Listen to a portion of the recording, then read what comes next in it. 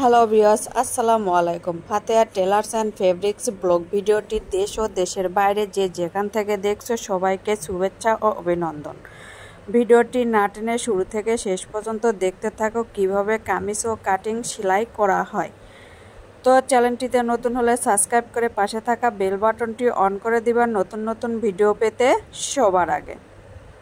আর যারা করেছো তাদেরকে অসংখ্য ধন্যবাদ। তো চলো দেখি কিভাবে কাপড়টি কাটিং ও সেলাই করা হয় আজকের এই ভিডিওতে। তো এখানে 2.5 গজ কাপড় দিয়ে 43 ইঞ্চি লম্বা আর 44 ইঞ্চি বডি হাফ হাতা দিয়ে কামিজটি কাটিং ও সেলাই করতে হবে। তো কাপড়টি কাটিং করার জন্য শুরুতে আমরা কাপড়টি মেলে নিব। তো কাপড়টি মেলে নেওয়ার পর কাপড়টি দুইটো মাথা একই সঙ্গে ধরে আমরা সমান করে কাপড়টা ফেলে 4টে পাট করে নিব। তো খেয়াল করতে হবে নিচের জামার ঝুলের ওসার যে পরিমাণ হবে সেই অনুযায়ী কাপড়টা 4টে পাট করে ভাঁজতে নিতে হবে। তো এখানে কাপড়টা আমি 24 ইঞ্চি ওসার আর 1 ইঞ্চি সেলাইয়ের জন্য এক্সট্রা এই 13 ইঞ্চি কাপড় নিব। তো এরপর কাপড়টা আমি লম্বার মাপটা নিব। এখানে কাপড়টা টোটাল লম্বা আছে 45 ইঞ্চি আর সেলাই করে হবে 43 ইঞ্চি, 2 ইঞ্চি কাপড় সেলাইয়ের জন্য। এখানে কাঁধের জন্য কাপড়টা নিব 7 ইঞ্চি, কাঁধের জন্য দাগ টেনে নিব। আর আরমোলের জন্য 7 ইঞ্চি, 44 ইঞ্চি বডির জন্য। আর এখানে দাগটা সোজা করার জন্য 7 ইঞ্চিতে দাগ দিয়ে নিব, শেপ কাট দিয়ে দাগ দিয়ে নিব। তো এরপর দুই পাশেই দাগ দিয়ে নেওয়ার পর আমাদের যে কাজটা করতে হবে এখানে 7 ইঞ্চির মাঝামাঝি 3.5 ইঞ্চিতে একটা পয়েন্ট করে নিব। এখান থেকে আমরা রাউন্ড একটা শেপ দিয়ে নিব আরমোলের জন্য। তো এরপর আমাদের 44 ইঞ্চি বডির জন্য 4 ভাগের 1 ভাগ হবে 11 ইঞ্চি আর এক্সট্রা সেলাইয়ের জন্য 1 ইঞ্চি, এই 12 ইঞ্চিতে দাগ দিয়ে নিব। আর আরমোলের এখান থেকে সাইড ফাড়ার জন্য আমরা কাপড়টা নিব 14 ইঞ্চিতে দাগ দিয়ে নিব। কোমরের এখানে সাইড ফাড়ার এখানে আর মাঝামাঝি পেটের অংশে নিব 7 ইঞ্চিতে দাগ দিয়ে। তো এরপর কোমরের মাপটাও হবে 44 ইঞ্চির 4 ভাগের 1 ভাগ হবে 11 ইঞ্চি আর পেটের মাপটা হবে 4 ভাগের 1 ভাগ 19 ইঞ্চি, 9.5 ইঞ্চিতে দাগ দিয়ে নিব। তারপর আমরা এখানে দাগ অনুযায়ী কাপড়টা শেপ কাট দিয়ে এঁকে নিব। তো এরপর এক্সট্রা সেলাইয়ের জন্য 1 ইঞ্চি কাপড় দাগ দিয়ে নিব। এরপর কাপড়টা দাগ অনুযায়ী কাটিং করে নিব। আর নিচের অংশে ওসার হবে 4 ভাগের 1 ভাগ, এখানে 12 ইঞ্চি আর এক্সট্রা সেলাইয়ের জন্য 1 ইঞ্চি, এই 13 ইঞ্চি। এখন দাগটা শেপ কাট দিয়ে দাগ টেনে নিব। এরপর নিচের একটু 2.5 ইঞ্চি অথবা 1.5 ইঞ্চি তুলে রাউন্ড দিয়ে নিব। এরপর দাগ অনুযায়ী কাপড়টা কেটে নিব। তো চ্যানেলটিতে সাবস্ক্রাইব করে পাশে থাকা বেল বাটনটি অন করে দিবেন নতুন নতুন ভিডিও পেতে সবার আগে। এখানে একটা জয়েন্ট আছে, জয়েন্টটা কেটে নিব। আর সবার কাছে অনুরোধ রইল লাইক কমেন্ট শেয়ার করবা। এখানে 2টা পার্ট আছে, পার্ট অনুযায়ী সামনে পার্টের গলার অংশটা কেটে নিব। 6 ইঞ্চিতে দাগ দিয়ে নিব। লম্বা আর চওড়া হবে 3 ইঞ্চি।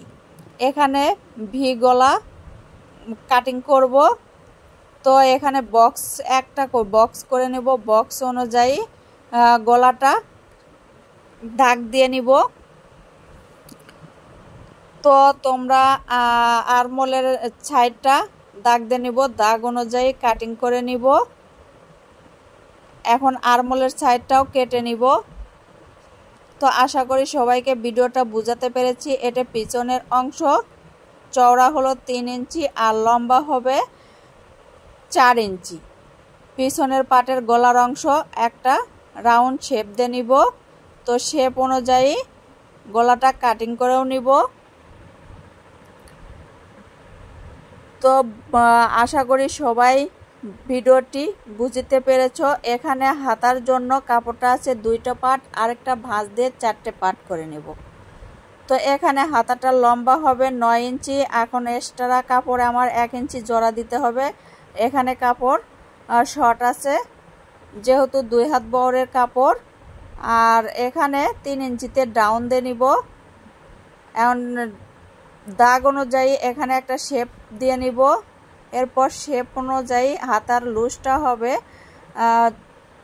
6 ইঞ্চি আর দাগ অনুযায়ী কাপড়টা কেটে নিব। আর তোমাদের কাছে আমার অনুরোধ রইল, ভিডিওটি ভালো হোক আর মন্দ লাগুক আর না লাগুক তোমরা অবশ্যই কমেন্ট করে জানাবা। তো এরপর কাপড়টা কিভাবে সেলাই করতে হয়, আর এটা হবে সামনের জিব্বার দিয়ে, যেহেতু ছোট বেবি আছে তাদের জন্য জিব্বার দিয়ে জামাটি সেলাই করতেছি। তো প্রথমে জিব্বার লাগানোর জন্য কাপড়টা কেটে নিলাম, এরপর পটির কাপড়টাও কেটে নিব। এরপর জামার বডির সঙ্গে পটির কাপড়টা জয়েন দিয়ে নিব। তো তোমরা মনোযোগ সহকারে ভিডিওটি দেখলে অবশ্যই জামা কাটিং ও সেলাই করতে পারবা। তো সবার কাছে আমার একটাই অনুরোধ রইল, ভিডিওটি সাবস্ক্রাইব করে পাশে থাকা বেল বাটনটি অন করে দিবা নতুন নতুন ভিডিও পেতে সবার আগে। আর যারা ফেসবুক পেজ থেকে দেখছো তারা লাইক কমেন্ট শেয়ার করবা বেশি বেশি। আর এখানে কর্নারে এসে কাটারের সাহায্যে কর্নারটা কেটে দিব। খেয়াল করতে হবে সুতাটা যেন কেটে না যায়। এরপর আঙুলের সাহায্যে কাপড়টা চাপ দিয়ে পটিটা নিচের দিকে ভাঁজ দিয়ে দিব। দেওয়ার পর জিব্বারটা জয়েন দিয়ে নিব। ইউটিউব থেকে দেখলে অবশ্যই সাবস্ক্রাইব করে পাশে থাকা বেল বাটনটি অন করে দিবা। এরপর জিব্বারটা জয়েন দিয়ে নিব। এভাবে ঘুরে ঘুরে ধীরে ধীরে জিব্বারটা জয়েন দিয়ে নিবা। এতে করে কাপড়ের ফিনিশিংটা ভালো আসবে। আর তোমরা যদি কোনো কিছু জানার থাকে তাহলে কমেন্ট বক্সে লিখে জানাবা। এরপর গলার পট্টিটা জয়েন দিয়ে নিব। বক্রমের কাপড়টা আমি আগে জয়েন দিয়ে নিয়েছি। এরপর কাপড়টা জয়েন দিয়ে নেওয়ার বক্রমটা জয়েন দিয়ে নেওয়ার পর আরেকটা পাশে বক্রম আমি জয়েন দিয়ে নিচ্ছি। 2টা পাশে একইভাবে বক্রমটা জয়েন দিয়ে নিব ঘুরে ঘুরে। এরপর আমাদের যে কাজটা করতে হবে সেটা হলো বাড়তি কাপড় আছে, এইভাবে বক্রমটা একটু মুড়ে দিয়ে দেখতে হবে যে জিব্বারের মাথা 2টা সমান আছে কিনা। এরপর কাটারের সাহায্যে বাড়তি কাপড়টা কেটে দিব। খেয়াল করতে হবে সেলাই যেন না কাটে। এরপর পট্টিটা সেলাইটা হাতের ডান দিকে রেখে চাপ সেলাই দিয়ে নিব পট্টিটার ওপরে। একইভাবে 2টা পট্টিরই আমি চাপ সেলাই দিয়ে নিব। এরপর পিছনে পাটের গলার পট্টিটা জয়েন দিয়ে নিব। তো আমি আমার আগের ভিডিওতে আমি অনেকবার গলার পট্টি লাগানো দেখে দিয়েছি, তো তোমরা দেখে নিতে পারো। তো 2টা গলা বডির সঙ্গে আমার পট্টিটা জয়েন দেওয়া হয়ে গেল। তো আশা করি সবাইকে ভিডিওটা বুঝাইতে পেরেছি। এরপর আমি কাঁধের জয়েন্টটা দিয়ে নিব। তো কাঁধের জয়েন্টটা এভাবেও দেওয়া যায়, আবার 2টা পট্টি একই সাথে জয়েন দিয়ে নেওয়া যায়। তো আমি এটাতে আগেই গলার পট্টি জয়েন দিয়ে নিয়েছি, এই কারণে আমি এইভাবেই পট্টিটা দিলাম। এখানে বডির মাপটা হবে মাঝ বরাবর 11 ইঞ্চি রেখে এই পাশে একটা দাগ দিয়ে নিব। আবার মাঝপথে 11 ইঞ্চি রেখে এই পাশে 22 ইঞ্চিতে দাগ দিয়ে নিব। এরপর সাইড ফাড়া 14 ইঞ্চি আর মাঝপথে পেটের মাঝে হলো 7 ইঞ্চি। একইভাবে 2টা পাশে আমি দাগ দিয়ে চিহ্ন করে নিব। তো পেটের মাঝের মাঝপথে 9.5 ইঞ্চিতে মাঝপথে ধরে এই পাশেও চিহ্ন করে নিব, চক দিয়ে দাগ দিয়ে নিব এবং বিপরীত পাশেও আমি একইভাবে 9.5 ইঞ্চি মাঝ বরাবর রেখে দাগ দিয়ে নিব। তো আশা করি আমি সবাইকে বোঝাতে পেরেছি।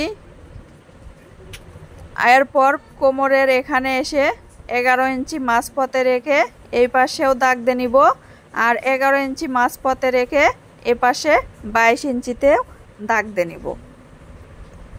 তো 2 গজ কাপড়, 2 হাত বড়ের কাপড় দিয়ে 2.5 গজ কাপড় দিয়েও 44 ইঞ্চি বডি, 1/2 ইঞ্চি হাতা কাটিং ও সেলাই।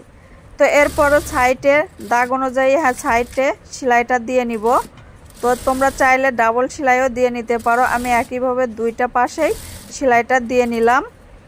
তো এরপর আমি সাইডের 4টে মাথা ঝাঁকি দিয়ে কাপড়টা সমান করে ধরে আমি আঙ্গুলের সাহায্যে এভাবে ভাঁজ দিয়ে চাপ দিয়ে একটা চাপ সেলাই ভাঁজ তুলে নিব।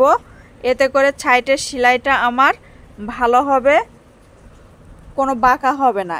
এরপর একটা চিহ্ন করে নিব, এই ভাঁজ অনুযায়ী আমি 4টে পাটেই সেলাই করে নিব একইভাবে।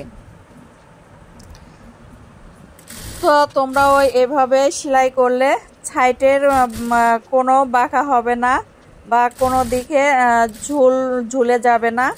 তো এভাবে ঘুরে ঘুরে আমি 2টা সাইডই সেলাই করে নিব এবং নিচেও সেলাই করে নিব।